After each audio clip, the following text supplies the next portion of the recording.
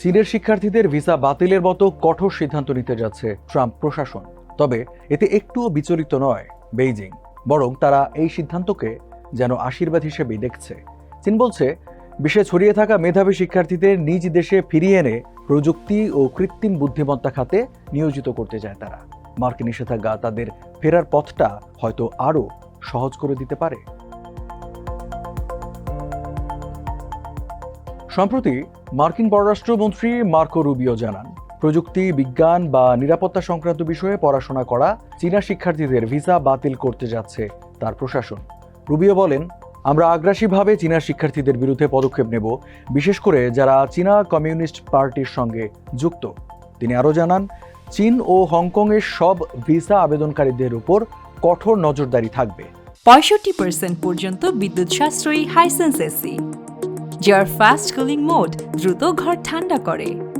Hisense.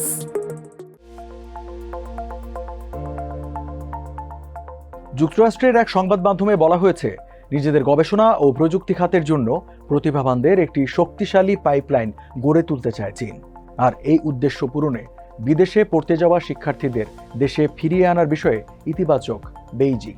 Trump প্রশাসনের পক্ষ থেকে ভিসা বাতিলের হুমকি এবং অনিশ্চয়তা এই প্রচেষ্টাকে আরও ত্বরান্বিত করতে পারে বলে মনে করছেন বিশ্লেষকরা। বর্তমানে যুক্তরাষ্ট্রে যে পরিমাণ আন্তর্জাতিক শিক্ষার্থী রয়েছে, তাদের মধ্যে প্রায় 1/4 চীনা শিক্ষার্থী। তবে নিষেধাজ্ঞা ও রাজনৈতিক উত্তেজনার কারণে যুক্তরাষ্ট্র থেকে অনেকেই চীনে ফিরে আসার কথা ভাবছে। সান্দিয়াগোর ক্যালিফোর্নিয়া বিশ্ববিদ্যালয়ের অর্থনীতিবিদ গৌরব খান্না বলেন, চীন বহু আগেই বুঝেছে, নিজেদের প্রযুক্তি খাতকে শক্তিশালী করতে গেলে নিজেদের প্রতিভা ধরে রাখতে হবে। এ কারণেই 2000 সালের পর থেকে তারা উচ্চশিক্ষা খাতে ব্যাপক বিনিয়োগ করেছে। 1999 থেকে 2010 সালের মধ্যে চীনে কলেজে ভর্তির সংখ্যা 10 লাখ থেকে বেড়ে দাঁড়িয়েছে 80 লাখে। খান্নার ভাষায়, এই অভূতপূর্ব প্রবৃদ্ধি চীনের শিক্ষা ও প্রযুক্তি খাতের জন্য গেম চেঞ্জার। দীর্ঘদিন ধরে মার্কিন বিশ্ববিদ্যালয়গুলোর সবচেয়ে বড় আন্তর্জাতিক শিক্ষার্থী গোষ্ঠী হিসেবে ছিল চীনা ছাত্ররা। কিন্তু 1999 সালের পর থেকে তাদের ভর্তির হার কমছে। তখন ক্ষমতায় ছিলেন ডোনাল্ড ট্রাম্প। 2023-24 শিক্ষাবর্ষে ভারত চীনকে পেছনে ফেলে প্রথম স্থানে উঠে এসেছে। বিশেষজ্ঞদের মতে, ট্রাম্প প্রশাসনের কড়া ভিসা নীতিই এই পরিবর্তনের অন্যতম কারণ। গত 1 জুন সংবাদ মাধ্যম CBS এর সাথে এক সাক্ষাৎকারে ভারতীয় বংশোদ্ভূত মার্কিন কংগ্রেসম্যান রাজা কৃষ্ণমূর্তি বলেন, এই নীতিটি যদি শুধু রাজনৈতিক দলের সঙ্গে যুক্ত কিংবা অপরাধে জড়িত শিক্ষার্থীদের বিরুদ্ধে হতো তবে বোঝা যেত, কিন্তু এখন চীনা বংশোদ্ভূত সবাইকে টার্গেট করা হচ্ছে। এটা বিভ্রান্তিকর ও বৈষম্যমূলক। তিনি আরও বলেন, এই সিদ্ধান্তে চীন খুশি। তারা এমনিতেই চায় তাদের মেধাবীরা দেশে ফিরে আসুক। এই নীতি কার্যত সেই লক্ষ্য পূরণে সহায়তা করছে।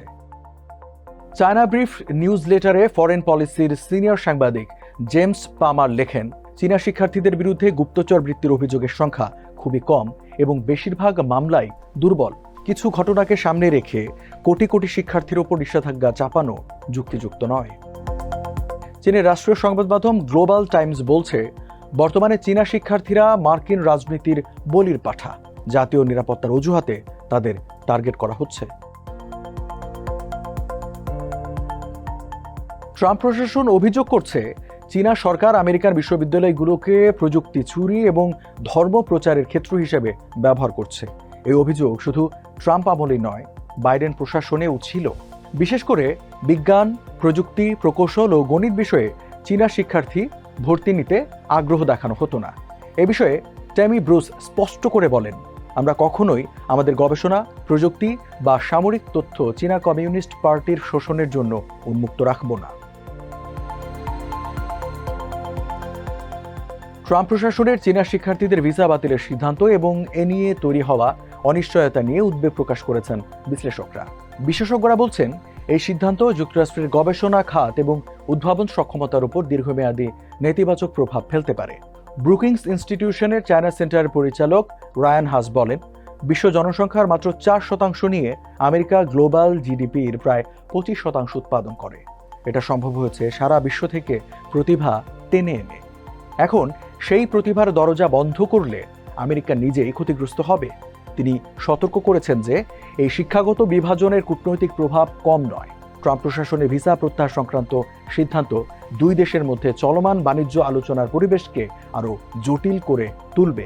এতে চীনের নেতারা অসন্তোষ প্রকাশ করবেন এবং দেশের ভেতরে জাতীয়তাবাদী আবেগকে উস্কে দেবেন। ফলে আলোচনার পরিবেশ আরও প্রতিকূল হয়ে উঠবে, যা প্রেসিডেন্ট ট্রাম্পের কৌশলগত অগ্রাধিকারের বাস্তবায়নকে আরও অনিশ্চিত করে তুলবে।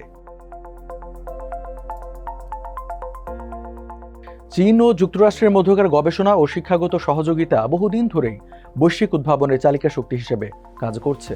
তবে সাম্প্রতিক ভিসা সীমাবদ্ধতা ও কূটনৈতিক উত্তেজনার ফলে এই সম্পর্কের ভবিষ্যৎ এখন অনিশ্চিত।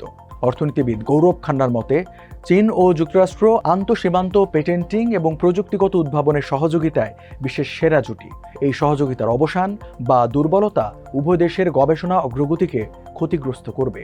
বিশেষ করে চীনের জন্য এটি একটি বড় আঘাত হতে পারে, কারণ বেইজিং বহু বছর ধরে যুক্তরাষ্ট্রে শিক্ষিত ও প্রশিক্ষিত বিজ্ঞানী, প্রকৌশলী ও গবেষকদের উপর নির্ভর করে নিজের বিশ্ববিদ্যালয় অবকাঠামো এবং উদ্ভাবনী খাত গড়ে তুলেছে।